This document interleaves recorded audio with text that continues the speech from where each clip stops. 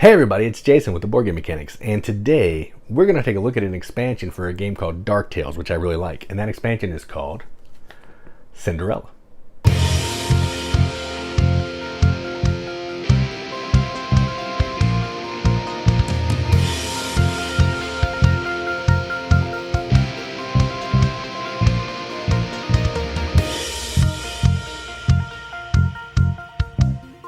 The Cinderella expansion for Dark Tales adds the Cinderella theme into the generic Dark Tales theme, and it also is going to add some different mechanisms that you're going to have to pay attention to. More ways to score points, more things to do throughout the game, a ball, different ways that day and night work together, and a whole lot of coolness. So let's go down to the table and see what's in this expansion.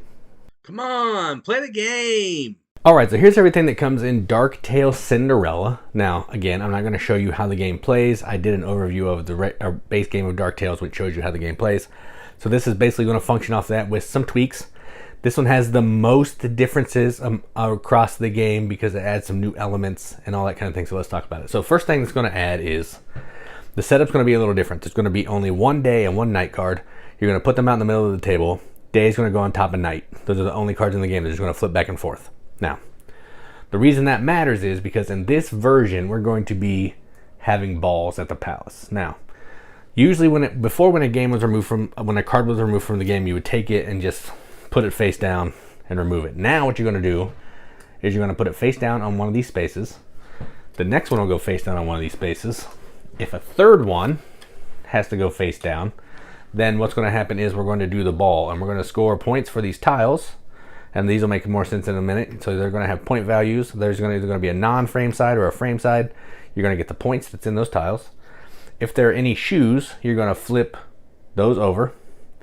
Then males and females are going to dance. Now, the way that works is, you can see some of these characters have music notes. When they dance, they're going to be worth extra points. But every male or female can dance, but they're 1 point base unless they have the little music notes and they're extra points. You dance with people that are shared in the middle of the table as well, and they'll get discarded from the game. If they dance in front of you, then they just stay there. So that's the ball. And then when the ball happens, it goes from day to night. All right. So that's the big difference here. Now let's talk about some of the cards. So first thing we're going to talk about, we'll just break down all these cards here. So the Royal Palace, all players will draw one card. So this goes out into the middle, and everybody gets to draw a card. And you notice on this card, it has a 2 and a square up there at the top. That's how you draw tiles. So when you have that icon, you have a couple choices. You can draw one in front of you as an action, or you can flip one as an action. So if I had 2, I could draw one and flip one, and now I have those points ready for me when I do a ball. All right. Then we have Cinderella. Cinderella takes the fairy godmother from the discard pile and adds her to her hand, and she has a dance value of 3. Fairy godmother. The fairy godmother, all players draw or flip one tile. So she has a 2 here, so she'll let the player who played it draw 2 or flip 2 tiles, and everyone else gets to flip one, which is pretty awesome. The prince scores 2 victory points for each shoe in play. So that might be why you want to have a shoe. If you have a prince, they're going to score a pile of points because the prince is in play. And he has 3 music notes for dancing, and he'll let you flip one tile. The stepmother, she's a villain, of course. All other players discard 1 tile. You can see that up here. And during each ball, you're going to score 2 victory points every time a stepsister dance. So there's 2 stepsisters, like, Cinderella. If they're dancing and someone's in front of somebody or in front of you, you get 2 extra points. And she'll let you flip 1 tile, which is cool. Stepsisters, draw a card. Then remove 1 card from your hand face down. So, she'll have you put 1 down here, bringing you closer to the ball, all that kind of thing. Next, we have the nobleman. The nobleman will draw 1 card, remove 1 card from your hand face down. So similar thing to like the stepsisters. He'll let you flip 1 tile worth a dancing of 2. The stepsisters are also worth the dance of 2, which is pretty nice. And last is midnight. Midnight is how you change it from night back into day, because like I said earlier, every time there's a ball, it turns from day to night. So you need to be able to get it back to day to use cards from the base game that score for day. And also, there's these 2 additional bonus event cards, I guess, that are going to happen during and at the end of the game. They all have to do with the ball. So this one's going to tell you how the ball works, basically.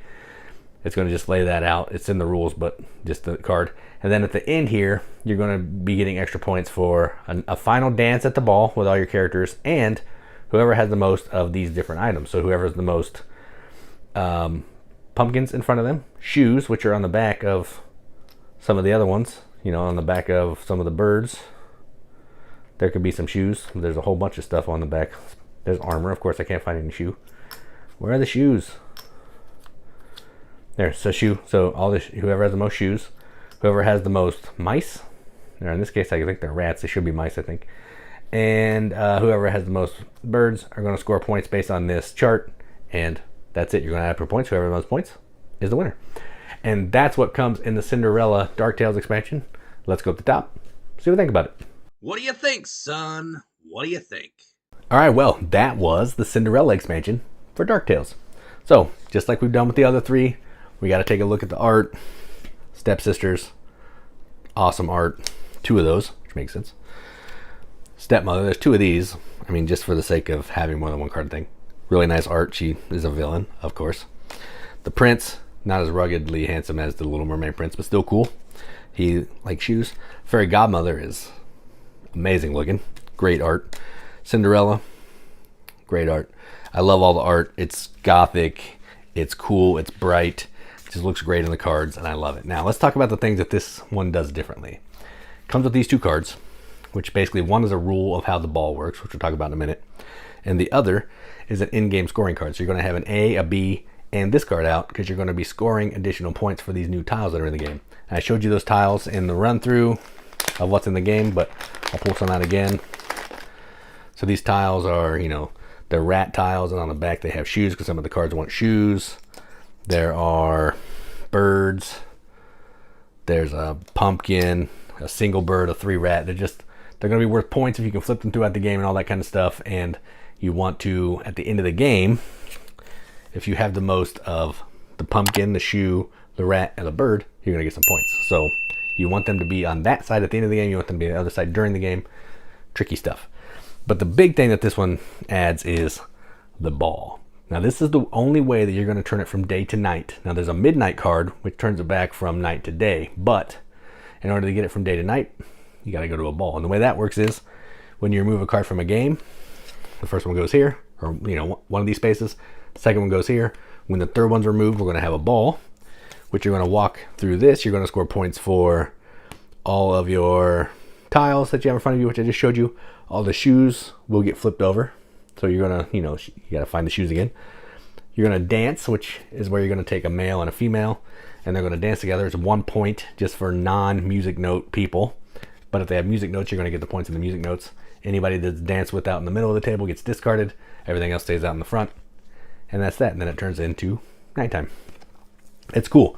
Not difficult at all by any means. Just something else to pay attention to, because you may not want to trigger that ball until you've got some tiles flipped or you got some better cards and all that kind of thing.